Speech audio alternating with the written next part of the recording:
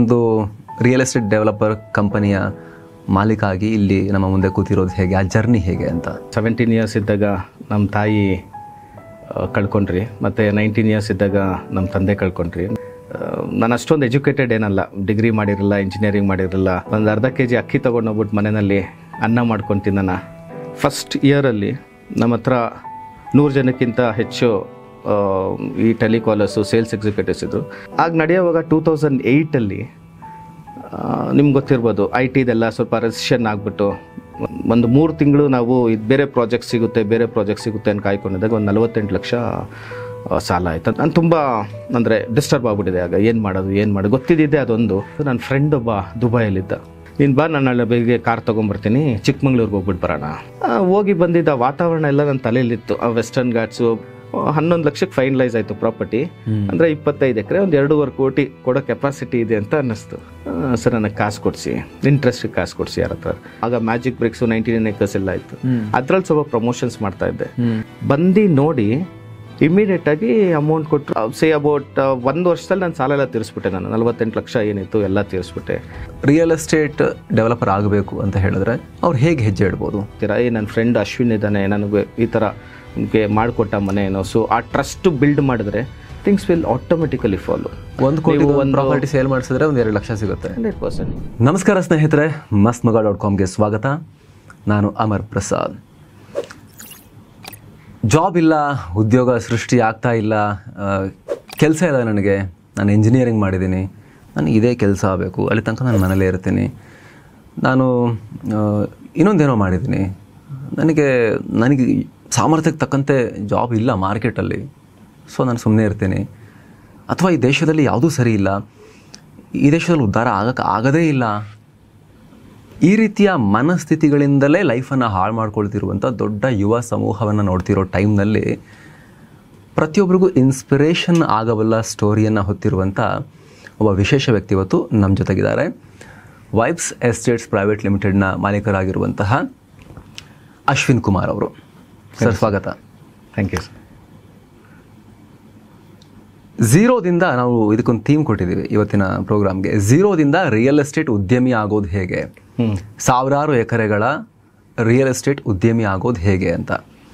Real estate ಉದ್ಯಮಿ ಆಗೋದು ಅಂತ ಹೇಳಿದ್ರೆ 2 ಥರ ಬರಬಹುದು ಅಂತ ನನ್ನ ಒಂದು ಕಲ್ಪನೆ. ನನಗೆ ಅಷ್ಟು ಐಡಿಯಾ ಇಲ್ಲ ರಿಯಲ್ ಎಸ್ಟೇಟ್ ಬಗ್ಗೆ, ಅದೊಂದು ಕಲ್ಪನೆ. ಒಂದು ಸೇಲ್ಸ್, ಬ್ರೋಕರೇಜ್, ಅಂದರೆ ಮಧ್ಯದಲ್ಲಿ ಓಕೆ ಇಲ್ಲಿ ಇದ್ದಿದೆ ಜಾಗ ಇದೆ, ಇದನ್ನು ಸೇಲ್ ಮಾಡಿಕೊಡೋದು. ಇನ್ನೊಂದು ಡೆವಲಪ್ ಮಾಡೋದು ಮತ್ತು ಸೇಲ್ ಮಾಡೋದು. 2 ಥರದಿದೆ ಅಂತ ಅಂದ್ಕೊಂಡಿದ್ದೀನಿ. ಸೊ ನಿಮ್ಮ ಜರ್ನಿ ಕೇಳಿದಾಗ, ಝೀರೋದಿಂದ ನೀವು ಬಂದಂತಹ ಜರ್ನಿಯನ್ನು ಜನ ಕೇಳಿದಾಗ, 17, 19 ಈ ವಯಸ್ಸಲ್ಲಿ ತಂದೆ ತಾಯಿ ಇಬ್ಬರನ್ನ ಕೂಡ ನೀವು ಕಳ್ಕೊಂಡ್ರಿ, ಬಾರ್ಗಳಲ್ಲಿ ಕೆಲಸ ಮಾಡಿದ್ರಿ, ಹೌದು, ಕ್ರೆಡಿಟ್ ಕಾರ್ಡ್ ಸೇಲ್ ಮಾಡಿದ್ರಿ, ಹೌದು, ಹಂತವಾಗಿ ಅಲ್ಲಿಂದ ಬಂದು ಒಂದು innovative idea managed farm land ಅನ್ನೋದು. ಹೌದು, ಬಹುಶಃ ಕರ್ನಾಟಕದಲ್ಲಿ ಫಸ್ಟ್ ಟೈಮ್ ನೀವೇ ಶುರು ಮಾಡಿದ್ದು ಅನ್ಸುತ್ತೆ. ಹೌದು ಸರ್, ಅಲ್ವಾ? ಸೊ ಯಾರೋ ಒಂದು ಐಡಿಯಾ ಬಂದ ತಕ್ಷಣ ಮಾಡೋಕ್ಕಾಗೋಂಥ ಬಿಸ್ನೆಸ್ ಅಲ್ಲ. ಕ್ಯಾಪಿಟಲ್ ಬೇಕು, ಅದಕ್ಕೆ ಕ್ಯಾಪಿಟಲ್ ಲೋನ್ ಮಾಡಬೇಕು ಅಂದರೂ ಕೂಡ ಕೊಲ್ಯಾಟ್ರಲ್ ಬೇಕು. ಸೊ ಬಾರಲ್ಲಿ ಕೆಲಸ ಮಾಡೋ ಹುಡುಗ, ಹದಿಹರೆಯದ ವಯಸ್ಸಲ್ಲಿ ಬಾರಲ್ಲಿ ಕೆಲಸ ಮಾಡ್ತಿದ್ದ ಹುಡುಗ, ಆರ್ಮಿಗೆ ಹೋಗಿ ಪೈಲಟ್ ಆಗಬೇಕು, ಏರ್ಫೋರ್ಸ್ಗೆ ಹೋಗಿ ಪೈಲಟ್ ಆಗಬೇಕು ಅಂದ್ಕೊಂಡಿದ್ದ ಹುಡುಗ ಇಲ್ಲಿಗೆ ಬಂದು ಈಗ ನಿಂತಿರೋದು ಹೇಗೆ, ಒಂದು ರಿಯಲ್ ಎಸ್ಟೇಟ್ ಡೆವಲಪರ್ ಕಂಪನಿಯ ಮಾಲೀಕ ಆಗಿ ಇಲ್ಲಿ ನಮ್ಮ ಮುಂದೆ ಕೂತಿರೋದು ಹೇಗೆ, ಆ ಜರ್ನಿ ಹೇಗೆ ಅಂತ. ಓಕೆ, ಫಸ್ಟ್ ಆಫ್ ಆಲ್ ನಿಮಗೆ ಇಲ್ಲಿ ಕರೆದಿರೋದಕ್ಕೆ ಥ್ಯಾಂಕ್ ಯು ಸೋ ಮಚ್. ನೀವು ಹೇಳ್ದಂಗೆ ನಾವು ಚಿಕ್ಕ ವಯಸ್ಸಲ್ಲೇ ನಮ್ಮ ಒಂದು 17 ಇಯರ್ಸ್ ಇದ್ದಾಗ ನಮ್ಮ ತಾಯಿ ಕಳ್ಕೊಂಡ್ರಿ, ಮತ್ತು 19 ಇಯರ್ಸ್ ಇದ್ದಾಗ ನಮ್ಮ ತಂದೆ ಕಳ್ಕೊಂಡ್ರಿ. ನನಗೆ 2 ತಂಗಿಯರಿದ್ದಾರೆ. ಸೊ ಜರ್ನಿ ತುಂಬ ಕಷ್ಟ ಆಯಿತು. ನೀವು ಹೇಳ್ದಾಗೇನೆ ಬಾರಲ್ಲಿ ಕೆಲಸ ಮಾಡಿದ್ದೀರಿ, ಕ್ರೆಡಿಟ್ ಕಾರ್ಡಲ್ಲಿ ಕೆಲಸ ಮಾಡಿದ್ದೀರಿ, ರಿಕವರಿ ಮಾಡಿದ್ದೀರಿ. ನಾನು ಅಷ್ಟೊಂದು ಎಜುಕೇಟೆಡ್ ಏನಲ್ಲ, ಡಿಗ್ರಿ ಮಾಡಿರಲಿಲ್ಲ, ಇಂಜಿನಿಯರಿಂಗ್ ಮಾಡಿರಲಿಲ್ಲ, ತುಂಬ ದೊಡ್ಡ ಕೆಲಸ ಸಿಗೋದಕ್ಕೆ. ಸೊ ಹಾಗಾಗಿ ಯಾವ ಕೆಲಸ ಸಿಕ್ತೋ ಆ ಕೆಲಸ ಮಾಡ್ತಾಯಿದ್ರಿ. ನಾವು ಕೆಲಸ ಮಾಡ್ತಾಯಿದ್ದು ಹಂಗಿರಬೇಕು ಹಿಂಗಿರಬೇಕು ಅಂತೆಲ್ಲ. ಒಂದು ಅರ್ಧ kg ಅಕ್ಕಿ ತೊಗೊಂಡೋಗ್ಬಿಟ್ಟು ಮನೆಯಲ್ಲಿ ಅನ್ನ ಮಾಡ್ಕೊಂಡು ತಿನ್ನೋಣ, ಹೊಟ್ಟೆ ತುಂಬಿದ್ರೆ ಸಾಕು, ನಮಗೆ ನಮ್ಮ ತಂಗಿಯರಿಗೆ ಸ್ವಲ್ಪ ಬಟ್ಟೆ ಮತ್ತು ಎಜುಕೇಷನ್ಗೆ ಕಾಸು ಬಂದರೆ ಸಾಕು, ಅಷ್ಟೇ ಯೋಚನೆ ಇತ್ತು. ನಾವು ಒಂದು ದಿವಸ ಎಲ್ಲರ ಥರನೂ ತುಪ್ಪ ಹಾಕ್ಕೊಂಡು ಊಟ ಮಾಡ್ತೀರಿ, ಅದೊಂದು ವಿಷನ್. ಆವಾಗ ನಾವು ಒಂದು ದಿವಸ ಚೆನ್ನಾಗಿ ಹೊಸ ಬಟ್ಟೆ ಹಾಕ್ತೀರಿ, ನಾವು ಹಬ್ಬ ಮಾಡ್ತೀರಿ, ಬಟ್ ಕಷ್ಟಪಟ್ಟರೆ ಅನ್ನೋದಕ್ಕಿಂತ ಕಷ್ಟಪಟ್ಟಿದ್ದಕ್ಕೆ ದೇವರು ಪ್ರತಿಫಲ ಅದಕ್ಕಿಂತ ಜಾಸ್ತಿನೇ ಕೊಡ್ತು ಅಂತ ಹೇಳಕ್ಕೆ ಖುಷಿಯಾಗುತ್ತೆ. ಸೊ ನಾನು ಒಂದು ಕ್ರೆಡಿಟ್ ಕಾರ್ಡ್ಸ್ ಕಂಪ್ನಿನಲ್ಲಿ ಡೇಟಾಟಾಕ್ ಅನ್ನೋ ಕಂಪ್ನಿನಲ್ಲಿ ಕೆಲಸ ಮಾಡ್ತಾಯಿದ್ದೆ.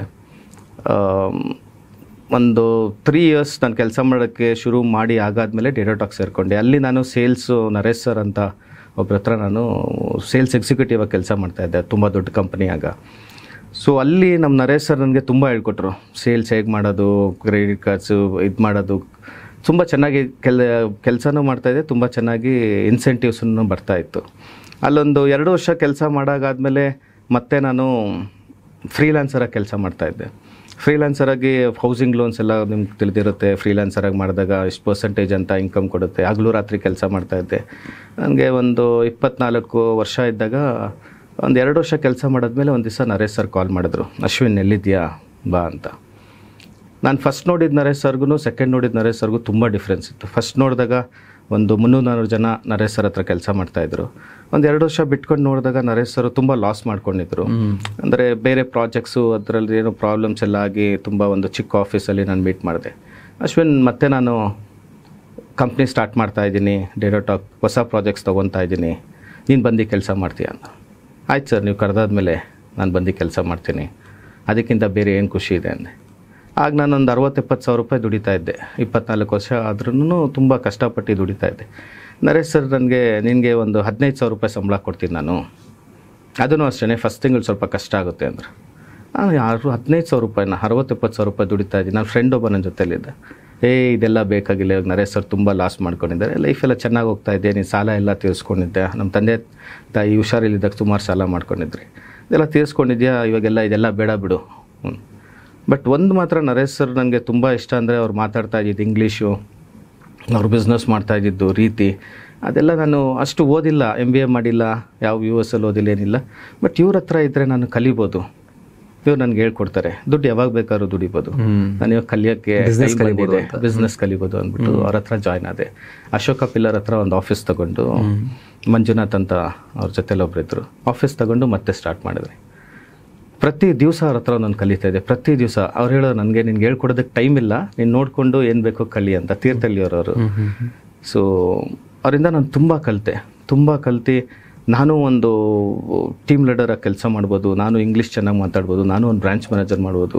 ಅವರು ನನಗೆ ಮಗನಿಗಿಂತ ಹೆಚ್ಚಾಗಿ ಇಷ್ಟಪಡ್ತಾಯಿದ್ರು, ನನ್ನ ತುಂಬ ಚೆನ್ನಾಗಿ ಕೆಲಸದಲ್ಲಿ ತುಂಬ ಚೆನ್ನಾಗಿ ಬೆಳೆಸಾದ್ಮೇಲೆ ಒಂದು ದಿವಸ ಅವರು, ಅಶ್ವಿನ್ ಕಂಪ್ನಿನೆಲ್ಲ ನಾನು ಬೇರೆಯವ್ರಿಗೆ ಸೇಲ್ ಮಾಡಬೇಕು ಅಂತಿದ್ದೀನಿ, ಸೊ ಈಗ ನೀನು ಅಷ್ಟೇ ಏನನ್ನ ಮಾಡಬೇಕು ಅಂದಾಗ, ಸರಿ ಸರ್ ಆಯಿತು ಅಂದ್ಬಿಟ್ಟು ಅಲ್ಲಿ ರಿಸೈನ್ ಮಾಡಿಬಿಟ್ಟು ಚಿಕ್ಕದಾಗಿ ಒಂದು ಸ್ಟುಡಿಯೋ DVG ರೋಡಲ್ಲಿ ನಾವು ಟೆಲಿಕಾನ್ ಸರ್ವಿಸಸ್ ಅಂದ್ಬಿಟ್ಟು ಒಂದು ಆಫೀಸು ಸ್ಟಾರ್ಟ್ ಮಾಡಿದ್ವಿ. ಆ ಆಫೀಸ್ ಸ್ಟಾರ್ಟ್ ಮಾಡಿದಾಗೂ ಅಷ್ಟೇ ನನ್ನ ಹತ್ರ ಕಾಸಿರಲಿಲ್ಲ. ನನ್ನ ಜೊತೆಯಲ್ಲಿ ಕೆಲಸ ಮಾಡೋಕ್ಕೆ ಒಂದು 3-4 ಜನ ಗೊತ್ತಿರೋವಂಥ ಹುಡುಗರು, ಹಳಬರು ಕೆಲಸ ಮಾಡಿರೋರು ಇಂಟ್ರೆಸ್ಟ್ ಇದ್ರು. ನನಗೆ ಗೊತ್ತಿದ್ದು ಒಂದೇ ಕ್ರೆಡಿಟ್ ಕಾರ್ಡ್ ಸೇಲ್ಸ್. ಅಲ್ಲಿ ಆ ಸ್ಟುಡಿಯೋನಲ್ಲಿ ಹೋಗ್ಬಿಟ್ಟು ಓನರ್ ಹತ್ರ ಮಾತಾಡ್ಬಿಟ್ಟು, ಸರ್ ಎಷ್ಟು ಬಾಡಿಗೆ, ಎಷ್ಟು ಅಡ್ವಾನ್ಸ್? ಒಂದು 150-200 square feet office sir. Ashwin ಇದು 5,000 ರೂಪಾಯಿ ಅಡ್ವಾನ್ಸ್, ರೆಂಟು 50,000 ಅಡ್ವಾನ್ಸ್ ಅಂತ ಹೇಳಿದ್ರು. ನಾನು ಸರಿ ಸರ್ ಆಯಿತು, ನಾನು ನಿಮಗೆ 7,000 ರೂಪಾಯಿ ಬಾಡಿಗೆ ಕೊಡ್ತೀನಿ ಅಂತ. ಇಲ್ಲಪ್ಪ, ಇದು 5,000 ಬಾಡಿಗೆ, 50,000 ಅಡ್ವಾನ್ಸ್. ಸರ್ ನನ್ನ ಹತ್ರ 50,000 ಇಲ್ಲ, ಬಟ್ 7,000 ನಾನು ನಿಮ್ಗೆ ಬಾಡಿಗೆ ಕೊಡ್ತೀನಿ, 7,000 ಸ್ಟಾರ್ಟಿಂಗಲ್ಲೇ ಈಗಲೇ ತಂದು ಕೊಡ್ತೀನಿ. ಅವ್ರು ನಾನು ನಗಿದ್ಬಿಟ್ಟು, ನೀನು ತುಂಬ ಶಾರ್ಪ್ ಇದೆಯಾ ಕೊಡೋ, ನೀನು ಏನೋ ಆಗ್ತೀಯ ಒಂದು ದಿವಸ ಅಂತ ಹೇಳಿದ್ರು. ಸೊ ಅಲ್ಲೇ DVG ರೋಡಲ್ಲಿ ಒಂದು ಅಂಗಡಿ ಇಟ್ಕೊಂಡಿದ್ದಾರೆ ಅವರು ಇವಾಗಲೂ. ಸರಿ ಅಂದ್ಬಿಟ್ಟು ತಂದು ಕೊಟ್ಟು HDFC ಬ್ಯಾಂಕ್ದು DSA ಒಂದು ಸ್ಟಾರ್ಟ್ ಮಾಡಿದ್ರು.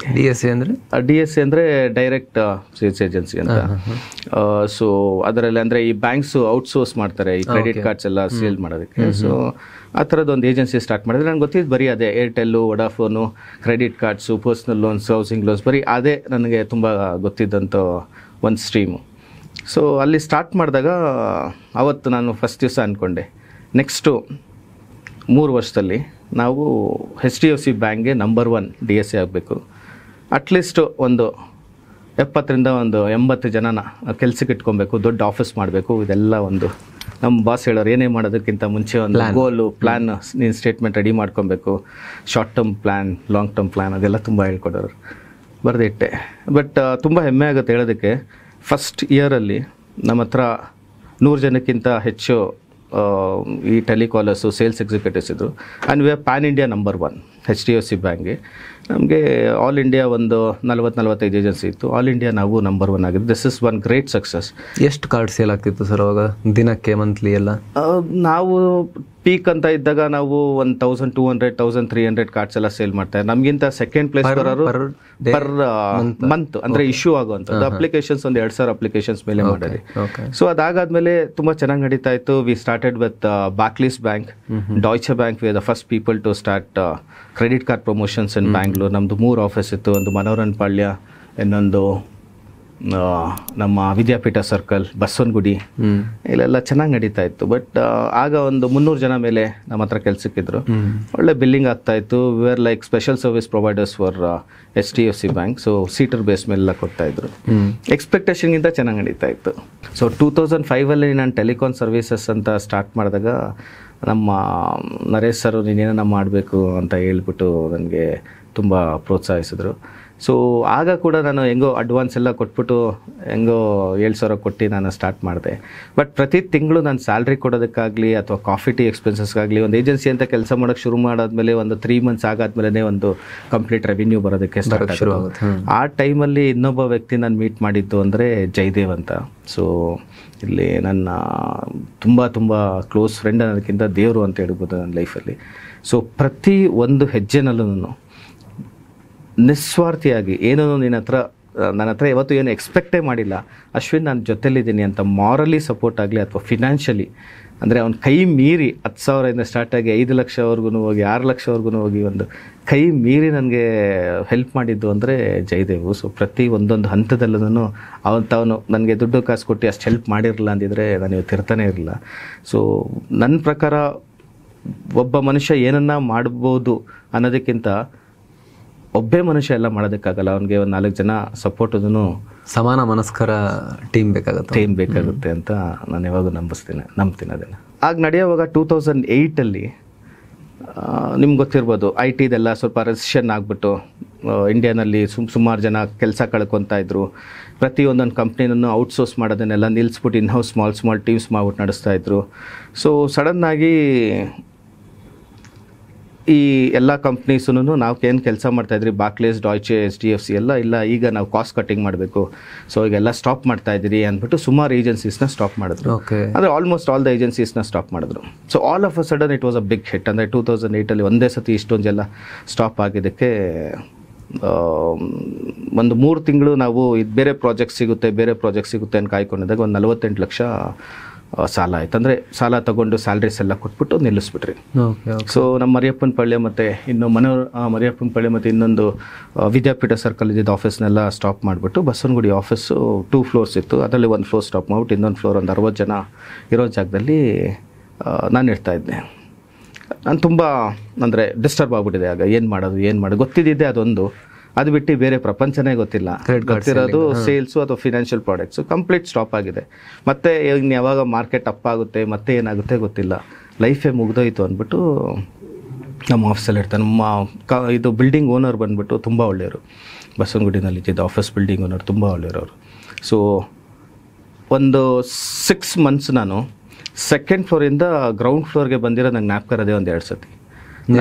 ಮೇಲೇನೆ ಇರ್ತಾಯಿದ್ದೆ. ಅಲ್ಲೊಂದು ಹೋಟೆಲ್ ಇತ್ತು ಚಿಕ್ಕದು, ಸುಮಾರು ಜನಕ್ಕೆ ಅವರು ಟೀ ಕಾಫಿ ಎಲ್ಲ ನಮ್ಮ ಆಫೀಸ್ ಬಂದು ಕೊಡ್ತಾಯಿದ್ರು, ಮಂತ್ಲಿ ಬಿಲ್ ತೊಗೊತಾಯಿದ್ರು. ಬಿಲ್ಲೇರೆ ಏನಿಲ್ಲ ಅಂದರೂ ಒಂದು 35-40 ಸಾವಿರ ರೂಪಾಯಿ ಮೇಲೆ ಅವ್ರದ್ದು ಆಗೋದು. ಆ ಒಂದು ರೆಸ್ಪೆಕ್ಟ್ ಮೇಲೆ ಪ್ರತಿ ದಿವಸ ಬೆಳಿಗ್ಗೆ ಮಧ್ಯಾಹ್ನ ಸಾಯಂಕಾಲ 3 ಹೊತ್ತೂ ಅವರು ಏನು ಮಾಡ್ತಾರೆ ಅವ್ರ ಹೋಟೆಲಲ್ಲಿ ತಂದುಕೊಡೋರು, ಚೀಟಿನಲ್ಲಿ ಬರ್ಕೊಂಡಿರೋರು. ನನ್ನ ಫ್ರೆಂಡ್ ಅವ್ರ ತಮ್ಮ ಇದ್ದ, ಶೆಟ್ರ್ ಹತ್ರ ತಂದುಕೊಡೋನು, ನಾನು ಅದನ್ನು ತೊಗೊಂಡ್ಬಿಟ್ಟು ಊಟ ಮಾಡ್ತಾಯಿದ್ದೆ. ಅದರಲ್ಲಿ ನಾನು ತೊಗೊಂಡಿದ್ದ ಜನ ಯಾರೂ ನನಗೆ ಅಷ್ಟೊಂದು ದೇವ್ರದೆಯಿಂದ ಫೋರ್ಸೇ ಮಾಡ್ತಾ ಇರಲಿಲ್ಲ, ಇಷ್ಟೇ ಕೊಡಬೇಕು ಅಷ್ಟೇ ಕೊಡಬೇಕು. ನಾನೆಲ್ಲ ಹೇಳಿ ತೊಗೊಂಡಿದ್ದೆ. ನಾನೊಂದು 5-6 ಮಂತ್ಸು ನಾನು ಕೊಡ್ತೀನಿ. ತುಂಬ ಚೆನ್ನಾಗಿ ನಡೀತಾ ಇತ್ತು. ಕಾರು, ದುಡ್ಡು, ಕಾಸು ಅದೆಲ್ಲ ಇಷ್ಟು ಜನ ಇದ್ರಲ್ಲ ಒಂದು ರೆಸ್ಪೆಕ್ಟ್ ಮೇಲೆ ಕೊಟ್ಟಿದ್ರು. ಸೊ ಚೆನ್ನಾಗಿ ನಡೀತಾ ಇತ್ತು. ಪ್ರತಿ ದಿವಸನೂ ಏನು ಮಾಡೋದು ಇಂಟರ್ನೆಟ್ ಒಂದು, ಎಲೆಕ್ಟ್ರಿಸಿಟಿ ಒಂದು ಮಾತ್ರ ನಾನು ಕರೆಕ್ಟಾಗಿ ಬಿಲ್ ಕಟ್ತಾ ಇದ್ದಿದ್ದು. ನಮ್ಮ ಆಫೀಸ್ ಓನರ್ ಕೂಡ ಅಶ್ವಿನ್ ಏನು ಯೋಚನೆ ಮಾಡಬೇಡ, ನಾನು ಇದ್ದೀನಿ ಅನ್ನೋರು. ಎಷ್ಟೊಂದು ಜನ ಹೇಳ್ತಾರಲ್ಲ ಎಲ್ಲರೂ ಕೆಟ್ಟವರು ಅಂತ, ಬಟ್ ನನ್ನ ಜೀವನದಲ್ಲಿ ಸಿಕ್ಕಿದವ್ರು ಎಲ್ಲರೂ ಒಳ್ಳೆಯರೆ. ಸೊ ತುಂಬ ಸಪೋರ್ಟ್ ಮಾಡಿದ್ದಾರೆ. ಒಳ್ಳೆತನಕ್ಕೆ ಇನ್ನೂ ಕಾಲ ಇದೆ ಅನ್ನೋದಕ್ಕೆ ಇದೇ ಒಂದು ಸಾಕ್ಷಿ. ಸೊ ಈ ಥರ ನಡ್ಕೊಂಡು ಹೋಗೋವಾಗ ಒಂದು ದಿವಸ ಏನಾಯಿತು, ನನ್ನ ಫ್ರೆಂಡ್ ಒಬ್ಬ ದುಬೈಯಲ್ಲಿದ್ದ. ಅವನು ಹಿಂಗೆ ಒಂದು ಮೋಟ್ರೋಲಾ ಒಂದು ಫೋನ್ ಇತ್ತು ನನ್ನ ಹತ್ರ. ಸೊ ಫೋನ್ ಮಾಡಿಬಿಟ್ಟು ಅಶ್ವಿನ್ ಹೇಗಿದೆಯಾ, ನಾನು ಹಿಂಗೆ ಆಯಿತು ಕಣೋ, ತುಂಬ ಪ್ರಾಬ್ಲಮಲ್ಲಿದ್ದೀನಿ ಅದು ಇದು ಅಂದ್ಕೊಂಡು. ಆಮೇಲೆ ಕೊನೆಗೆ ನಾನು ಹೇಳಿದೆ, ಹಾಗಂತ ನನಗೇನು ದುಡ್ಡು ಕಾಸು ಏನು ಬೇಡ, ಸುಮ್ಮನೆ ಏನಾಯಿತು ಅಂದಲ್ಲ ಅಂದೆ. ಪರವಾಗಿಲ್ಲ ನೀನು ಕೇಳಲ್ಲ, ಗೊತ್ತು ನೀನು ಸ್ವಾಭಿಮಾನಿ, ಸರಿ ಸಿಗೋಣ ಬಾ, ಚಿಕ್ಕಮಂಗ್ಳೂರಿಗೆ ಹೋಗೋಣ. ಚಿಕ್ಕಮಂಗ್ಳೂರು ಟ್ರಿಪ್ ಮಾಡೋ ಮೂಡಲ್ಲಿ ಇಲ್ಲ ಕಣ ನಾನು, ತುಂಬ ಪ್ರಾಬ್ಲಮ್ಸ್ ಆಗಿದೆ, ನಿನಗೆ ಏನನ್ನ ಕೂತಿದ್ರೆ ಹೇಳು ಏನು ಮಾಡೋದು ಅಂತ. ನನಗೇನು ಗೊತ್ತಿದೆಯೋ, ಇಲ್ಲಿ ನಾನು ದುಬೈ ಗೌರ್ಮೆಂಟಿಗೆ ಕೆಲಸ ಮಾಡ್ತಾರೆ, ಸುಮಾರು ದಿವಸ ಆಯಿತು, ಬಾ ನೀನು ಬಿಸ್ನೆಸ್ ಫುಲ್ ಸ್ಟ್ರೆಸ್ ಆಗಿದೆಯಾ, ನೀನು ಮಾತಾಡೋದ್ರಲ್ಲೇ ಗೊತ್ತಾಗ್ತಾ ಇದೆ, ನೀನು ಬಾ, ನಾನು ನಾಳೆ ಬೆಳಿಗ್ಗೆ ಕಾರ್ ತೊಗೊಂಬರ್ತೀನಿ, ಚಿಕ್ಕಮಂಗ್ಳೂರಿಗೆ ಹೋಗ್ಬಿಟ್ಟು ಬರೋಣ. ಏನಕ್ಕೆ ಚಿಕ್ಕಮಂಗ್ಳೂರು? ಟ್ರಿಪ್ ಏನಿಲ್ಲಪ್ಪ, ಕಾಫಿ ಎಸ್ಟೇಟ್ ತೊಗೊಬೇಕು, ನಮ್ಮಪ್ಪ ಕಾಫಿ ಎಸ್ಟೇಟ್ ತೊಗೊಳೋಣ ಅಂತಿದ್ದಾರೆ. ಸರಿ ಆಯಿತು ಬಾ ಹೋಗೋಣ ಅಂದ್ಬಿಟ್ಟು, ಕಾಫಿ ಎಸ್ಟೇಟ್ ಅಂದರೆ ನಾನು ನೋಡೇ ಇಲ್ಲ, ಧರ್ಮಸ್ಥಳಕ್ಕೆ ಹೋಗೋ ರೋಡಲ್ಲಿ ಕಾಫಿ ಗಿಡ ಅಂತನೂ ಅಷ್ಟೊಂದು ಗೊತ್ತಿರಲಿಲ್ಲ, ಯಾವುದೋ ಗಿಡ ಇದೆ ಅಂತ ನೋಡ್ಕೊಂಡು ಈ ಕಡೆಯವರಿಗೆಲ್ಲ ಅಪರೂಪ ಅಲ್ಲ. ಹಾಂ, ಸೊ ಹಾಗಾಗಿ ಹೋದೆ. ಹೋಗಿ 2 ದಿವಸ ಇದ್ರಿ, ಸುಮಾರು 4-5 ಎಸ್ಟೇಟು ನೋಡಿಬಿಟ್ಟು ವಾಪಸ್ ಬಂದಾದಮೇಲೆ ಮತ್ತೆ ನಾನು ಕಾಲ್ ಮಾಡಿದೆ ನೆಕ್ಸ್ಟ್ ದಿವಸ. ಯಾವುದೋ ಅಂದರೆ ಇದು ಡಿಸ್ಕಷನ್ 4-5 ನೋಡಿದ್ರೆ, ಇದು ಹಿಂಗೆ ಚೆನ್ನಾಗಿದೆ, ಬೆಟ್ಟದ ಮೇಲೆ ಚೆನ್ನಾಗಿದೆ, ಹರಿಯೋ ನೀರು ಚೆನ್ನಾಗಿದೆ, ರೋಡ್ ಇದೆ, ಅದು ಇದು ಅಂತ ಡಿಸ್ಕಸ್ ಮಾಡ್ಕೊಂಬರ್ತಾಯಿದ್ರೆ ಅವ್ರ ತಂದೆನೂ ಬಂದಿದ್ದರು. ಆಮೇಲೆ ವಾಪಸ್ಸು ಕಾಲ್ ಮಾಡಿದೆ, ಏನಾಯಿತು ತೊಗೊಂಡ ಅಂತ. ಇಲ್ಲ ಕಣೋ, ಅಲ್ಲೆಲ್ಲ ಕಾಫಿ ಎಸ್ಟೇಟ್ ಎಲ್ಲ ಚೆನ್ನಾಗಿದೆ, ಬಟ್ ಅಲ್ಲಿ ಯಾರಾದರೂ ನೋಡ್ಕೊಬೇಕು, ಅದನ್ನು ನಮ್ಮ ಕೈಲೆಲ್ಲ ನೋಡ್ಕೊಳಕ್ಕಾಗಲ್ಲ. ಕಾಫಿ ಎಸ್ಟೇಟ್ ಅಂದರೆ ಏನು ಅಂತಲೇ ನಮಗೆ ಗೊತ್ತಿಲ್ಲ, ಅಲ್ಲಿ ನಮ್ಮ ಚಿಕ್ಕಪ್ಪ ಮಗ ಎಲ್ಲ ಇದ್ದಾನೆ, ಬಟ್ ಅವ್ರಿಗೆಲ್ಲ ನಾವು ಯಾಕೆ ಡಿಸ್ಟರ್ಬ್ ಮಾಡಬೇಕು, ಫೈನಲ್ ಬೇಡ ಅಂತ ಇದು ಮಾಡಿದ್ರಿ, ಯಾರನ್ನ ಕೆಲಸಕ್ಕೆ ಇಡ್ಬೋದಲ್ಲ. ಅವ್ರ ಜನ ನಂಬಕ್ಕಾಗುತ್ತೇನೋ, ನಾವೆಲ್ಲೋ ಇದ್ಕೊಂಡು ಏನೋ ಮಾಡ್ಕೊಂಡು ಮತ್ತೆ ಸುಮ್ಮನೆ ಯಾಕೆ ಸಂಬಂಧಗಳು ಹಾಳಾಗ್ತವೆ, ಸೊ ಏನು ಬೇಡ ಅಂದ್ಬಿಟ್ಟು ಇಟ್ಟ. ಸೊ ಕ್ಯಾಶುವಲ್ ಡಿಸ್ಕಷನ್ ಸರಿ ಅಂದ್ಬಿಟ್ಟು ಫೋನ್ ಇಟ್ಟೆ. ಹೋಗಿ ಬಂದಿದ್ದ ವಾತಾವರಣ ಎಲ್ಲ ನನ್ನ ತಲೆಯಲ್ಲಿತ್ತು, ಆ ವೆಸ್ಟರ್ನ್ ಘಾಟ್ಸು, ಅಂದರೆ ಈ ಸ್ಟ್ರೆಸ್ಸಲ್ಲಿ ಇದನ್ನೆಲ್ಲ ಸಡನ್ನಾಗಿ ಅಲ್ಲಿ ಹೋಗಿ ಬಂದಿದ್ದೆಲ್ಲ ನನಗೆ ಅದೇ ಇತ್ತು. ಆಮೇಲೆ ಫೋನ್ ಮಾಡ್ದೆ, ಅಶ್ವಿನ್ ಹೋಗ್ತಾ ಇದ್ದೀನಿ ಬಾ, ನನ್ನ ಡ್ರಾಪ್ ಮಾಡು ಅಂತ ಫೋನ್ ಮಾಡಿದಾಗ ನಾನು ಕೇಳಿದೆ, ಅಲ್ಲ ಕಣೋ, ಯಾವುದಾದ್ರೂ ಒಂದು ಕಂಪ್ನಿ ಏನಾದರೂ ಒಂದು ಮ್ಯಾನೇಜ್ಮೆಂಟ್ ಮಾಡೋದು ಯಾವುದನ್ನ ಇದ್ದರೆ ನೋಡು, ಅದನ್ನು ಮ್ಯಾನೇಜ್ ಮಾಡಿದ್ರೆ ಕರೆಕ್ಟಾಗಿರುತ್ತಲ್ಲೇನೋ, ಇದೇನು ಕಂಪ್ನಿ ಇತ್ತು ಅಂದರೆ they will be always answerable to you. ಆ ಥರ ಇತ್ತು ಅಂದರೆ ಮಾಡ್ತಾಯಿದ್ದೆ ಕಣೋ, ಇವಾಗ ಯಾವುದೂ ಆ ಥರದ್ದಿಲ್ಲ, ಈ ಜನರು ನಂಬ್ಕೊಂಡೆಲ್ಲ ಮಾಡಿ ಏನು, ನಾವು ಅಲ್ಲಿರ್ತಿರೋ ಒಂದು ಇಮೇಲ್ ಕಳಿಸಿದ್ರೆ ಆಯ್ತು ಕಂಪ್ನಿಗೆ, ಇಲ್ಲಿ ಇವ್ರ ಹತ್ರ ನಾವು ಮಾತಾಡ್ಕೊಂಡು ಮಾಡೋದಕ್ಕಾಗಲ್ಲ. ಸರಿ ಆಯಿತು ಅಂದ್ಬಿಟ್ಟು ನೆಕ್ಸ್ಟ್ ದಿವಸ ಮತ್ತೆ ಬೆಳಿಗ್ಗೆ ಮೀಟ್ ಆದೆ. ಅವ್ರ ಡ್ರೈವರೇ ಅವನ್ನ ಡ್ರಾಪ್ ಮಾಡ್ದೆ, ನನ್ನ ಆಫೀಸ್ ಹತ್ರ ಬಿಟ್ಟ. ಸೊ ಈ ಒಂದು 2-3 ಸತಿ ನಾನು ಕೆಳಗಡೆಗೆ ಬಂದಿದ್ದು, ಕೆಳಗಡೆನೇ ಬರ್ತಾ ಇರಲಿಲ್ಲ. ಇದು ಒಳಗಡೆ ತಲೆಯಲ್ಲಿ ಹೋಯ್ತು, ಈ ಥರ ಹಿಂಗೆ ಕಾಫಿ ಎಸ್ಟೇಟ್, ಮತ್ತು ಇವನು ಹೇಳ್ತಾ ಇದ್ದ ದುಬೈಯಿಂದ ನಾವು ಇನ್ವೆಸ್ಟ್ ಮಾಡ್ಬೋದು, ಡೈರೆಕ್ಟ್ FDI ಇದೆ, ಅದು ಇದು. ಹೌದಲ್ವಾ, ಈ ಥರದ್ದು ಒಂದು ಏನನ್ನ ಮಾಡ್ಬೋದಲ್ವಾ, ಅಂದರೆ ರಿಯಲ್ ಎಸ್ಟೇಟ್ ಅಂದರೆ ಏನು ಅಂತಲೇ ಗೊತ್ತಿಲ್ಲ, ಸೈಟು ಮಾರೋದು ತೊಗೊಳೋದು ಅದು ಕೂಡ ನಮಗೆ ಗೊತ್ತಿಲ್ಲ. ಸರಿ ಆಯಿತು ಅಂದ್ಬಿಟ್ಟು ನನ್ನ ಫ್ರೆಂಡು ಪ್ರಸನ್ನ ಅಂತ ನಮ್ಮ ಹತ್ರನೇ ಕೆಲಸ ಮಾಡ್ತಾಯಿದ್ದೆ, ತುಂಬ ಒಳ್ಳೆ ಹುಡುಗ, ಕಾಲ್ ಮಾಡಿದೆ, Prasanna come let's go to Chikmagalur ಅಂತ. ಸರಿ ವೆಂಕಿ ಅಂತ ನಾನು ತುಂಬ ಆತ್ಮೀಯ, ಈಗಿಲ್ಲ, ಶಿವಮೊಗ್ಗನಲ್ಲಿ. ಓಕೆ. ಸೊ ಸರಿ ವೆಂಕಿನೂ ಬರ್ತಾರೆ, ನಾವು ಹೋಗೋಣ ಬನ್ನಿ ಸರ್. ಸರಿ ಆಯಿತು, ಫಸ್ಟ್ ಟೈಮ್ ನೋಡಿದ್ರಿ ಒಂದು 3-4 ತೋಟ, 2 ದಿವಸ ಇದ್ರಿ. ನೋಡಾದ್ಮೇಲೆ ಒಂದು ಪ್ರಾಪರ್ಟಿ ಫೈನಲೈಸ್ ಮಾಡಿಬಿಟ್ಟು, ಅಂದರೆ it happen to be life is so beautiful that ಆ ಪ್ರಾಪರ್ಟಿ ಓನರು, ನಾವು ಹೋಗಿದ್ದು ಇಂಡಿಕಾ ಕಾರಲ್ಲಿ, ಬಟ್ ಆ ಪ್ರಾಪರ್ಟಿ ಓನರ್ ಬಂದ್ಬಿಟ್ಟು ನಮ್ಮ ಬೆಂಕಿಯವ್ರ ತಂದೆಗೂ ಅವ್ರಿಗೂ ಪರಿಚಯ. ಓಕೆ. ಬೆಂಕಿಯವ್ರ ತಂದೆ ತುಂಬ ಗಣ್ಯ ವ್ಯಕ್ತಿ ಶಿವಮೊಗ್ಗನಲ್ಲಿ. ಸೊ ಅವ್ರಿಗೂ ಮತ್ತು ಇವ್ರಿಗೂ ತುಂಬ ಪರಿಚಯ. ಸೊ ಹಾಗಾಗಿ ಇವರು ಇಂಡಿಕಾನಲ್ಲಿ ಬಂದಿದ್ರು 11 ಲಕ್ಷಕ್ಕೆ ಫೈನಲೈಸ್ ಆಯಿತು ಪ್ರಾಪರ್ಟಿ. ಅಂದರೆ 25 ಎಕರೆ, ಒಂದು 2.5 ಕೋಟಿ ಕೊಡೋ ಕೆಪಾಸಿಟಿ ಇದೆ ಅಂತ ಅನ್ನಿಸ್ತು. ಓಕೆ. ಅಂದರೆ ಅವರು 1 ಎಕರೆ 11 ಲಕ್ಷ, 2.5 ಕೋಟಿಗೆ 2.5 ಕೋಟಿ ಅಷ್ಟಕ್ಕೆ. ಯಾವ ಇಯರ್ ಇದು? This is 2009. ಓಕೆ. ಸೊ ಅಂದರೆ ಅವ್ರಿಗೆ ನಂಬಿಕೆ ಬಂತು, ಈ ಹುಡುಗರು ಪರವಾಗಿಲ್ಲಪ್ಪ, ದೊಡ್ಡ ಮನೆಯವರೇ ಅಂತ. ಎಲ್ಲ ಮಾತಾಡಿದ್ರಿ, ಬಂದ್ರಿ, ಈಚೆ ಬಂದೆ. ಟೋಕನ್ ಅಡ್ವಾನ್ಸ್ ಕೊಡಬೇಕಲ್ಲ, ನನ್ನ ಹತ್ರ ಅಂತೂ 10 ರೂಪಾಯಿನೂ ಜೋಬಲ್ಲಿಲ್ಲ. ಸೊ ಪ್ರಸನ್ನ ವೆಂಕಿ ಹತ್ರ ಒಂದು 10,000 ಇಸ್ಕೊಳ್ಳಿ. ಸರಿ ಆಯಿತು, ಪಟ ಅಂತ ಇಸ್ಕೊಂಡು ಕೊಟ್ಟರು, ಎಣಿಸಿ. ಅಂದರೆ ನಾನು ತುಂಬ ಪೀಕಲ್ಲಿ ಇದ್ದಿದ್ದೆಲ್ಲ ವೆಂಕಿ ನೋಡಿದ್ರು. ಸೊ ಕೊಟ್ಟಾದಮೇಲೆ ಬಂದೆ, ಟೋಕನ್ ಅಡ್ವಾನ್ಸ್ ಕೊಟ್ಟೆ, ಲೀಗಲ್ ಪೇಪರ್ಸ್ ಎಲ್ಲ ಕೊಡಿ ಸರ್ ಅಂತ. ಮತ್ತು ಹೋಟೆಲ್ ಬಂದೆ, ಒಂದು 2,500 ರೂಪಾಯಿನ ಬಿಲ್ ಆಗಿತ್ತು, 2,500-3,000 ರೂಪಾಯಿ. ಪ್ರಸನ್ನ ವೆಂಕಿ ಕೊಟ್ಬಿಡಕ್ಕೆ ಹೇಳಿದೆ. ಆಯ್ತು ಸರ್. ಏನೋ ನಿಮ್ಮ ಬಾಸು, ನನಗೆ ಎಂಟ್ರಾಗ್ತಾ ಇದ್ದೆ, ಹಂಗೆ ನಿಮ್ಮ ಬಾಸ್ ಎಲ್ಲ ನನ್ನ ಹತ್ರನೇ ಕೊಡಿಸ್ತಾರಲ್ಲಪ್ಪ, ವಾಪಸ್ ಕೊಡ್ತಾರೋ ಇಲ್ಲೋ ಅಂತ. ಆಗ ನನಗೆ ಕೇಳಿಸಿದ್ದು ಪ್ರಸನ್ನ, ಬಾಸ್ ತುಂಬ ಕಷ್ಟದಲ್ಲಿದ್ದಾರೆ, ನೀನು ಕೊಡು, ನೀನು ಯೋಚನೆ ಮಾಡಬೇಡ, ಕೊಡ್ತಾರೆ, ಇಲ್ಲ ನಾನೇ ಕೊಡ್ತೀನಿ ಕೊಡಪ್ಪ, ನೀನು ನಿಜ ಹೇಳ್ತಾ ಇದ್ದೆ ಪ್ರಸನ್ನ, ನೀನು ಫಸ್ಟು ಕೊಟ್ಬಿಟ್ಟು ಬಾ ಅಂದ್ಬಿಟ್ಟು ನಾನು ನಿಂತಿರೋದೆ. ಪ್ರಸನ್ನ ಹಿಂಗೆ ನಾನು ನೋಡಿದ್ರು, ಸರಿ ಆಯಿತು, ಕೇಳಿಸಿದ್ದಂಗೆ ಬಂದೆ. ಟೋಕನ್ ಅಡ್ವಾನ್ಸ್ ಕೊಡೋಕ್ಕೂ ಕಾಸಿಲ್ಲ, ಬಟ್ ಏನಾದರೂ ಮಾಡಬೇಕು, ಧೈರ್ಯ ಆಯಿತು. ಸರಿ, ಲೀಗಲ್ ಪೇಪರ್ಸು ಕೊಟ್ಟರು. ಲೀಗಲ್ ಪೇಪರ್ಸ್ ಕೊಟ್ಟಾದ್ಮೇಲೆ ಲಾಯರಿಗೆ ಕೊಡಬೇಕಲ್ಲ, ಕೇಳಿದೆ ಯಾರು ಲಾಯರಿಗೆ ಕೊಡೋದು ಅದು ಇದು. Because I was not at all into that real estate stream, not even one single point that I knew about any documentation, CC, ಖಾತಾ, anything of that sort. So ಆಗ ನನ್ನ ಕಸಿನ್ ದೇವು ಅಂತ ದೇವು ಈ ಥರ ಹಿಂಗೆ ಲೀಗಲ್ ನಮ್ಮ ಲಾಯರ್ ಇದ್ದಾರೆ ರಾಮಕೃಷ್ಣ ರೆಡ್ಡಿ ಸರು, ಅವ್ರ ಜೊತೆಲಿ ಬಾ ಹೋಗ್ಬಿಟ್ಟು ಮಾತಾಡ್ಬಿಟ್ಟು ಕೊಡೋಣ. ಅವ್ರು ಮನೆಗೆ ಹೋದ್ರಿ. ಮನೆಗೆ ಹೋಗ್ಬಿಟ್ಟು ಈ ಥರ ಹಿಂಗೆ ಲೀಗಲ್ ಡಾಕ್ಯುಮೆಂಟ್ಸ್ ಎಲ್ಲ ಕೊಟ್ಟರೆ ಆ್ಯಸ್ ಅ ಲಾಯರ್ ಅವ್ರು ಸರಿ ಆಯಿತು ನಾನು ನೋಡ್ತೀನಿ, ಮಿಕ್ಕಿದ್ದು ಡಾಕ್ಯುಮೆಂಟ್ಸು ಒಂದು 2 ದಿವಸ ಬಿಟ್ಕೊಂಡು ಕೊಡ್ತೀನಿ ಅಂದರೆ 2 ದಿವಸ ಬಿಟ್ಕೊಂಡು ಹೋದ್ರಿ. ಹೋಗಿ ಕೊಟ್ಟಾದ್ಮೇಲೆ ಹೋಗಾದ್ಮೇಲೆ ಅವರು ಫೀ ಕೊಡಬೇಕಲ್ಲ. ದೇವು ನನ್ನ ಕಸಿನ್ ಹೇಳ್ದ, ಮತ್ತೆ ಮಗ ಅದು ಅಮೌಂಟ್ ಎಷ್ಟು ಅಂತ ಕೇಳ್ಬಿಡು, 50% ಕೊಡು ಅಂತ. ಭಯ ಆಯ್ತು, 50% ಅಂದರೆ ಒಂದು 50-60 ಸಾವಿರ ರೂಪಾಯಿ ಲೀಗಲ್ ಫೀಸ್ ಅಂತ ತೊಗೊತಾರಲ್ವಾ, ಅದ್ರಲ್ಲಿ ಅರ್ಧ ಕೊಟ್ಟಿರೋ ನಾರ್ಮಲ್. ಪಾಪ ಅವ್ನಿಗೂ ಅಷ್ಟೊಂದು ನನ್ನ ಕಂಡೀಷನ್ಸ್ ಗೊತ್ತಿರಲಿಲ್ಲ. ಸರಿ ಅಂದ್ಬಿಟ್ಟು ಹೋದೆ. ಹೋಗ್ತಾ ಅವ್ರ ಹತ್ರ ಮಾತಾಡಿದೆ. Very nice person, amazing human being is, ಅಂದರೆ ದೇವತಾ ಮನುಷ್ಯ ಅಂತ ಇರ್ಬೋದು ಅವ್ರನ್ನ.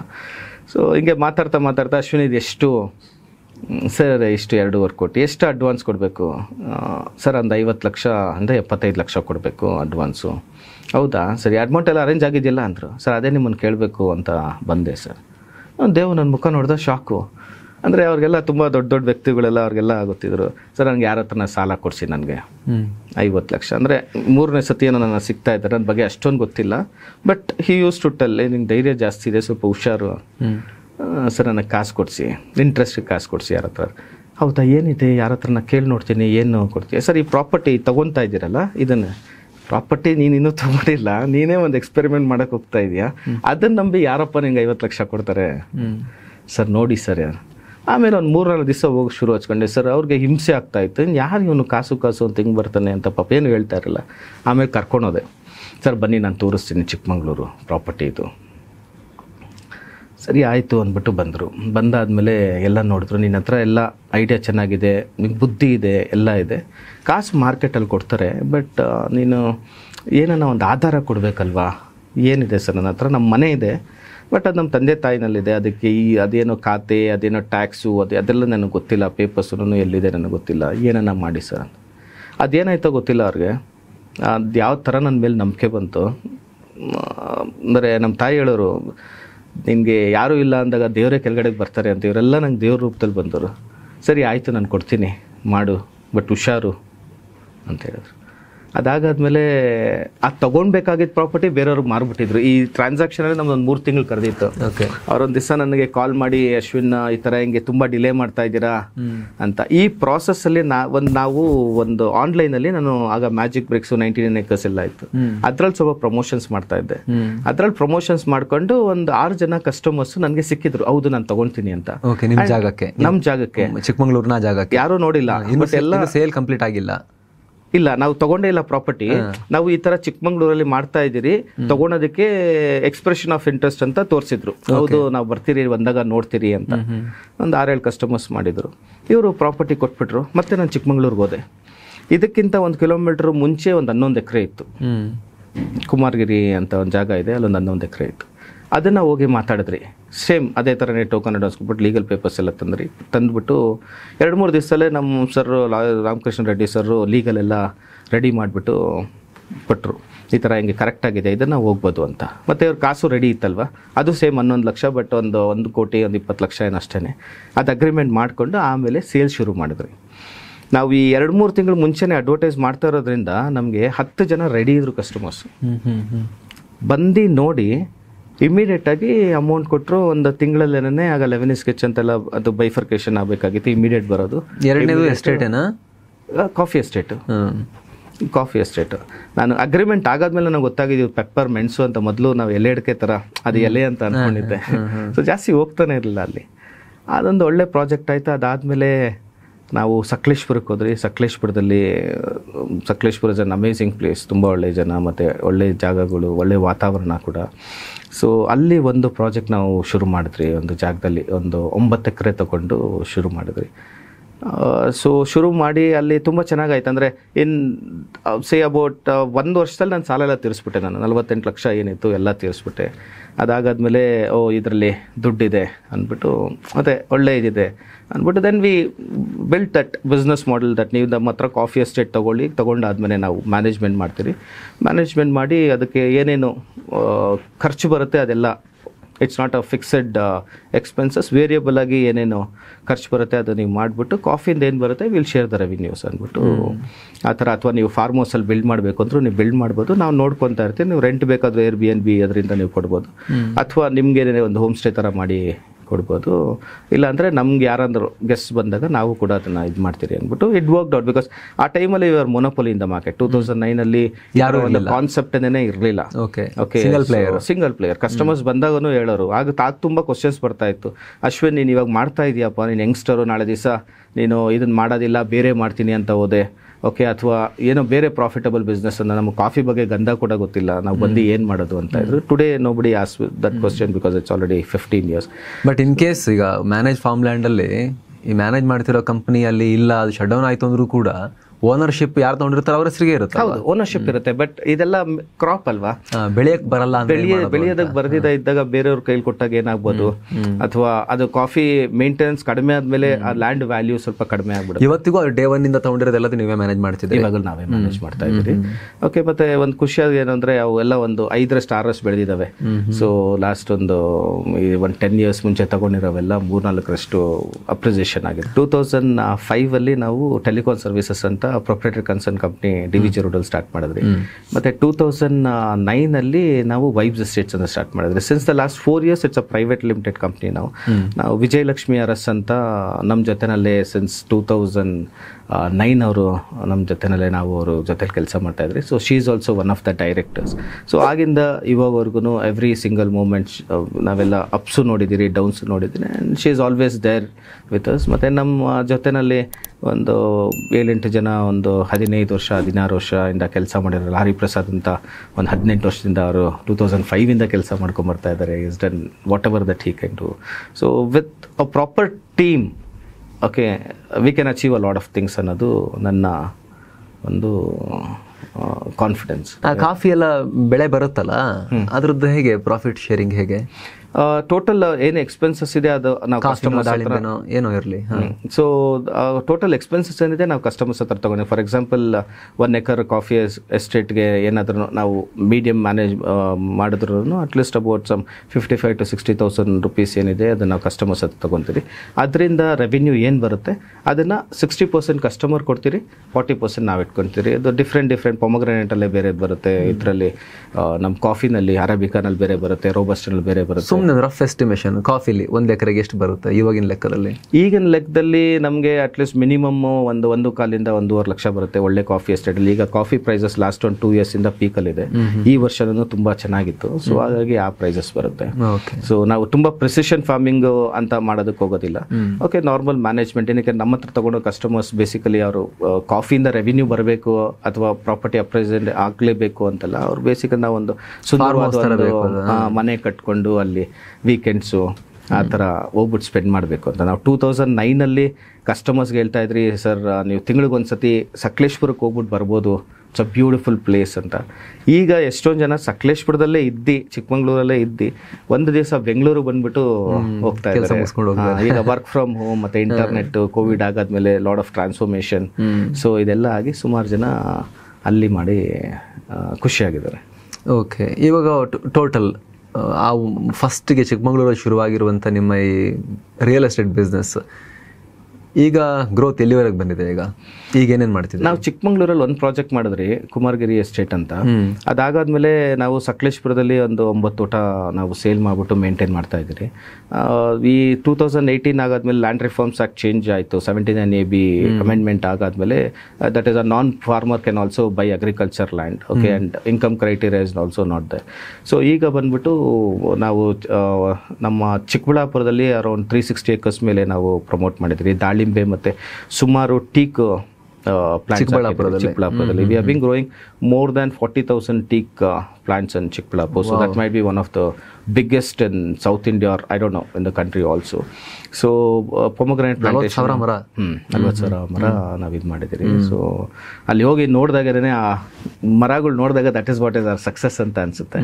ಸೊ ಆ ಚನ್ನಪಟ್ಟಣ ನಲ್ಲಿ ಸುಮಾರು ಮಾಡಿದ್ದೀರಿ. So we have got national award, we have got lot of awards in Karnataka. So this ಹಸ್ motivated us. So before it was something like, okay, this is very complicated, because agriculture anta bandaga even today it's more of an unorganized sector. Okay, so ನಾವು ಎಲ್ಲ efforts ಹಾಕಾದ್ಮೇಲೆನೂ ಎಷ್ಟೊಂದು ಇದ್ರ ಮೇಲೆ depend ಆಗುತ್ತೆ. ಅದು ಮಳೆ ಆಗಲಿ, ಅದು ಹೀಟ್ ಆಗಲಿ, ಅಥವಾ ಇದ್ರ ಮೇಲೆಲ್ಲ ನ್ಯಾಚುರಲ್ ಎನ್ವಿರಾನ್ಮೆಂಟಲ್ಲೆಲ್ಲ ಇದಾಗುತ್ತೆ. ಸೊ ಇಂಥ ಒಂದು ಮಾಡೆಲ್ನ ನಾವು ಒಂದು ಸ್ಟ್ರಾಟಜೈಸ್ ಮಾಡಿಬಿಟ್ಟು ಮಾಡಿರೋದು. So that is are successful story. ಈಗ ಒಂದು ಹೆಮ್ಮೆ ಎನ್ಸ್ಕೊಡೋದೇನು ಅಂದರೆ, ನಾವು ಮಾಡಿರೋದನ್ನ ನೋಡಿ ಸುಮಾರು ಸಾವಿರಾರು ಕಂಪ್ನಿಗಳು ಮಾಡ್ತಾರೆ. ಸುಮಾರು ಮ್ಯಾನೇಜ್ಡ್ ಫಾರ್ಮ್ ಲ್ಯಾಂಡ್ ಕಂಪ್ನಿಗಳು ಬಂದಿದ್ದಾವೆ. ಹೌದು, ಸುಮಾರು 4-5 years ಅಲ್ಲಿ ಸಾವಿರಾರು ಕಂಪ್ನಿಗಳು ಬಂದಿದ್ದಾವೆ. And 6,000 square feet, 10,000 square feet. ನಾವು ಮಾಡಿರೋದೆಲ್ಲ 99% ಎಲ್ಲ 1 acre. ಬಿಕಾಸ್ ಫಾರ್ಮ್ ಲ್ಯಾಂಡ್ ಅಂತ ಬಂದಾಗ even today we feel at least 1 ಎಕರೆ 1.5 ಎಕರೆ ಇದ್ದಾಗ ಪರ್ ಯೂನಿಟ್ ಅದು that's what is called as a farm land. ಈ ಚಿಕ್ಕದ್ 5,000 6,000 ಸ್ಕ್ವೇರ್ ಫೀಟ್ ನಾಳೆ ಹೋಗ್ತಾ ಏನಾಗುತ್ತೆ, ಅದು ಒಂದು ಸಿಟಿನೇ ಆಗ್ಬಿಡುತ್ತೆ. ಸೊ ಹಾಗಾಗಿ ಫಾರ್ಮಿಂಗ್ ಅಂತ ಬಂದಾಗ ಅಟ್ಲೀಸ್ಟ್ ಇಸ್ ಲ್ಯಾಂಡ್ ಇರಬೇಕು ಅಂತ. ಸೊ ಈ ಕಾನ್ಸೆಪ್ಟ್ ಅಲ್ಲಿ ಮಾಡ್ಕೊಂಡಿದ್ದೀರಿ. ಈಗ ಸಾವಿರಾರು ಕಂಪ್ನಿಗಳು ಬಂದಿದೆ, ತುಂಬಾ ಸ್ವಲ್ಪ ಕಂಪ್ನಿಗಳು ತುಂಬಾ ಚೆನ್ನಾಗೂ ಮಾಡ್ತಾ ಇದ್ದಾವೆ. So we are happy. ಒಂದು ಇಂಡಸ್ಟ್ರಿನೇ ಬೆಳೀತಾ ಇದೆ. ಹೌದು. ಈಗ ನೀವು ಈಗ ಮ್ಯಾನೇಜ್ ಫಾರ್ಮ್ ಲ್ಯಾಂಡ್ ಹೊರತುಪಡಿಸಿ ಲಕ್ಸುರಿ ವಿಲಾಸ್ ಕಡೆನೂ ಫೋಕಸ್ ಮಾಡ್ತಿದ್ದೀರಾ? ಹೌದು. Today our main focus is towards luxury villas and we can call it as spiritual tourism ಅಂತ. ಸೊ ನಾವು ಮಾಡ್ತಿದ್ದೀರಿ ಲಕ್ಸುರಿ? ಈಗ ನಾವು ಧರ್ಮಸ್ಥಳದಲ್ಲಿ ಒಂದು ಚಿಕ್ಕ ಪ್ರಾಜೆಕ್ಟ್ ಸ್ಟಾರ್ಟ್ ಮಾಡಿದ್ದೀರಿ. ಅಬೌಟ್ 72 ವಿಲ್ಲಾಸ್ದು ಧರ್ಮಸ್ಥಳದಿಂದ ಒಂದು 10 kilometers ದೂರದಲ್ಲಿ. It's converted property, residentially converted property ತಗೊಂಡು ನಾವು ಕನ್ವರ್ಷನ್ ಎಲ್ಲ ಮಾಡಿಸಿದ್ದೀರಿ. ಇದೇ ಥರ ನಾವು ಈ ಕುಕ್ಕೆ ಸುಬ್ರಹ್ಮಣ್ಯ ಹತ್ರ ಒಂದು 14 kilometers ದೂರದಲ್ಲಿ ಒಂದು ಮಾಡ್ತಾ ಇದ್ದೀರಿ. ಮತ್ತು ಮಂತ್ರಾಲಯ ಹತ್ರ ಒಂದು 9 kilometers ದೂರದಲ್ಲಿ ಕೂಡ ಜಾಗ ತಗೊಂಡಿದ್ದೀರಿ. So we would want to, because there is huge potential there. So ಸುಮಾರು ಜನ ಈ ದೇವಸ್ಥಾನಗಳಿಗೆ ಹೋಗ್ತಾ ಇರ್ತಾರೆ.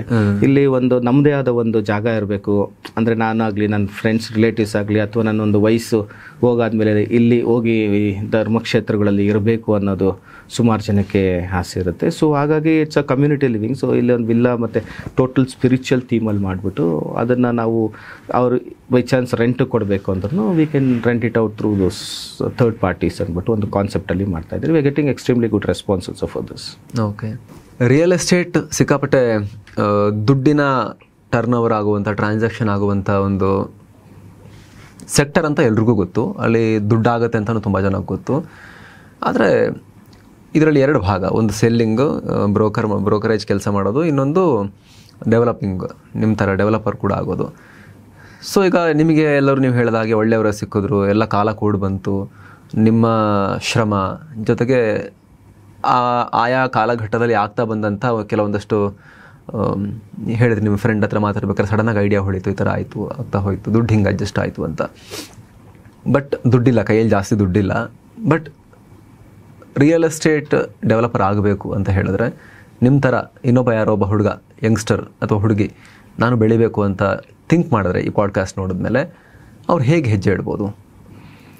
ರಿಯಲ್ ಎಸ್ಟೇಟ್ ಸೆಕ್ಟರ್ ಅಂತ ಒಂದು ಸ್ಪೆಸಿಫಿಕ್ ಆಗಿ ಒಂದು ಯಂಗ್ಸ್ಟರ್ ಎಂಟರ್ ಆಗಬೇಕು ಅಂದರೆ ಏನು ಮೇನ್ ಅವ್ರು ಯೋಚನೆ ಮಾಡಬೇಕು ಅಂತ ದುಡ್ಡು ಜಾಸ್ತಿ ಇಲ್ಲ, ದುಡ್ಡು ಇರಲಿ ಇಲ್ದಿರ ಇರಲಿ, ಫಸ್ಟು ಅವರು ಒಂದು ನಂಬಿಕೆ ಒಬ್ಬರ ಹತ್ರ ಯಾವ ಥರ ಉಳಿಸ್ಕೊಬೇಕು. ಯಾವುದೇ ಕಾರಣಕ್ಕೂ ನಾನು ಮಾಡೋ ಒಂದು ಈ ಟ್ರಾನ್ಸಾಕ್ಷನಿಂದ ಆ ಟ್ರಸ್ಟು 100% ಬಿಲ್ಡ್ ಆಗಿ ಎದುರುಗಡೆ ಇರೋ ವ್ಯಕ್ತಿ ಜೊತೆಗೆ ಫಾರ್ ಎಕ್ಸಾಂಪಲ್ ನೀವು ಒಂದು ಮನೆನೇ ತೊಗೊಳ್ಬೇಕು ಅಂತ ಇರ್ತೀರ. ಸೊ ಆ ಮನೆ ನಾನು ಕೊಡ್ಸೋವಾಗ ನಾನಾದರೆ ಅದನ್ನು ಫಾರ್ ಎಕ್ಸಾಂಪಲ್ ಲೀಗಲ್ ಡಾಕ್ಯುಮೆಂಟ್ಸ್ ಆಗಲಿ ಅಥವಾ ಪ್ರೈಸ್ ಆಗಲಿ ಅಥವಾ ನಿಮ್ಮ ಜಾಗದಲ್ಲಿ ನಾನು ನಿಂತ್ಕೊಂಡು ನಿಮ್ಮ ಅವಶ್ಯಕತೆ ಏನಿದೆ ಆ ಪ್ರಕಾರ ನಾನು ಯೋಚನೆ ಮಾಡಿಬಿಟ್ಟು ಒಂದು ಹಾನೆಸ್ಟಾಗಿ ನಿಮ್ಗೆ ಏನು ಸರ್ವಿಸ್ ಕೊಡ್ತೀನಿ. ನಾಳೆ ದಿವಸ ನೀವಾಗಲಿ ಅಥವಾ ನಿಮ್ಮ ಗೊತ್ತಿರೋರಾಗಲಿ, ಓಕೆ, ಯಾರೇ ಒಂದು ಬಂದಾಗೂ ನೀವು ನನ್ನೇ ರೆಫರ್ ಮಾಡ್ತೀರಾ, ನನ್ನ ಫ್ರೆಂಡ್ ಅಶ್ವಿನ್ ಇದ್ದಾನೆ, ನನಗೆ ಈ ಥರ ನಿಮಗೆ ಮಾಡಿಕೊಟ್ಟ ಮನೆ ಏನೋ. ಸೊ ಆ ಟ್ರಸ್ಟ್ ಬಿಲ್ಡ್ ಮಾಡಿದ್ರೆ ಥಿಂಗ್ಸ್ ವಿಲ್ ಆಟೋಮೆಟಿಕಲಿ ಫಾಲೋ. ಅಂದರೆ ನೀವು ಹೇಳೋ ಪ್ರಕಾರ ಫಸ್ಟಿಗೆ ದುಡ್ಡೇ ಇಲ್ಲ ಅಂತ ಹೇಳಿದ್ರೆ ಈ ರೀತಿ ಮನೆ ಕೊಡಿಸುವ ಕೆಲಸದ ಮೂಲಕ ಶುರು ಮಾಡ್ಬೋದು ಅಂತನಾ? That depends. ಅಂದರೆ ನೀವು ಯಾವ ಇದರಲ್ಲಿ ಇದ್ದೀರಾ ಅಂತ. ಫಾರ್ ಎಕ್ಸಾಂಪಲ್ ನೀವು ಫಾರ್ಮ್ ಲ್ಯಾಂಡಿಂದನೂ ಶುರು ಮಾಡ್ಬೋದು. ಒಂದು ಚಿಕ್ಕದು ನಿಮ್ಮ ಫ್ರೆಂಡ್ ಒಂದು ಎಕರೆ ಇದೆ, ನಾನು ಮಾಡ್ಕೊಡ್ತೀನಿ. ಎನಿ ಪ್ರಾಪರ್ಟಿ, ಯಾವುದೇ ಪ್ರಾಪರ್ಟಿನ ಕೊಡಿಸೋದು ಅಂದರೆ ರಿಯಲ್ ಎಸ್ಟೇಟ್ ಬ್ರೋಕರ್ನ ಕೆಲಸದ ಮೂಲಕ ಶುರು ಮಾಡ್ಬೋದು ಅಂತ ನೀವು ಹೇಳ್ತಿರೋದಾ? ಹೌದು. ನಿಮ್ಮ ಹತ್ರ ಏನೋ ದುಡ್ಡು ಕಾಸು ಇಲ್ಲ ಅಂತ ಬಂದಾಗ ನೀವು ಒಂದು ಕಂಪನಿಗೆ ನೀವು ಕೆಲಸ ಮಾಡಕ್ ಹೋಗಿ ಶುರು ಮಾಡಿದ್ರೆ ತುಂಬಾ ಒಳ್ಳೇದು. ಏನಕ್ಕೆ ನಿಮ್ಗೆ ಏನ್ ಮಾಡಬೇಕು ಏನ್ ಮಾಡಬಾರ್ದು ಅಂತ ಗೊತ್ತಾಗುತ್ತೆ. ಸೊ ಕಮಿಷನ್ ಕೂಡ ಚೆನ್ನಾಗಿದೆಯಲ್ಲ, 1 to 2%. 100%. ಸೊ ಒಂದು ಕೋಟಿ ಪ್ರಾಪರ್ಟಿ ಸೇಲ್ ಮಾಡಿಸಿದ್ರೆ ಒಂದು 2 ಲಕ್ಷ ಸಿಗುತ್ತೆ. 100%. ನೀವು ಯಾವುದೇ ಒಂದು ಕೆಲಸಕ್ಕೆ ನೀವೊಂದು 30-40 ಸೈಟ್ 10 ಲಕ್ಷದ ಸೇಲ್ ಮಾಡೋದಕ್ಕೆ ನೀವು ಸೇರ್ಕೊಂಡ್ರು ಕೂಡ ಅದ್ರಲ್ಲಿ ಕಲಿಯೋದು ತುಂಬಾ ಇದೆ. ಈಗ ನಮ್ಮ ಇಂಡಿಯನ್ಸ್ ಎಷ್ಟೊಂದು ಕಂಟ್ರೀಸ್ ಅಲ್ಲಿ ಹೋಗ್ಬಿಟ್ಟು ರಿಯಲ್ ಎಸ್ಟೇಟ್ ಅಲ್ಲಿ ಸಾವಿರಾರು ಕೋಟಿ ಕಮಿಷನ್ ಕೂಡ ತಗೊಂತಾ ಇದ್ದಾರೆ.